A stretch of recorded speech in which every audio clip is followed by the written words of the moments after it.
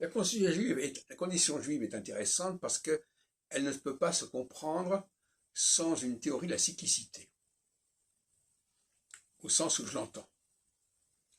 Parce que quand les juifs se disent séparés, on le leur reproche, et quand ils disent qu'ils font partie d'un même ensemble que les autres, on le reproche également. Il y a des dénonciations successives.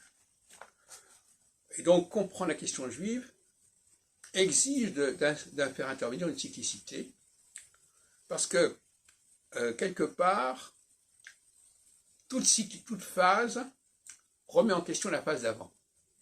Et les Juifs sont, en quelque sorte, partie prenante dans cette affaire. C'est-à-dire que, quand la phase d'avant a été assimilationniste, la phase d'après va dénoncer cet assimilationnisme en s'attaquant aux Juifs.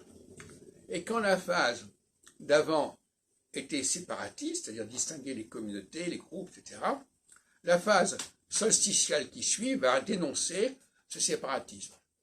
Donc, d'une certaine manière, les Juifs sont l'enjeu de chaque phase par rapport, c'est un peu le bouc émissaire de la phase précédente qui est attaquée par la phase suivante.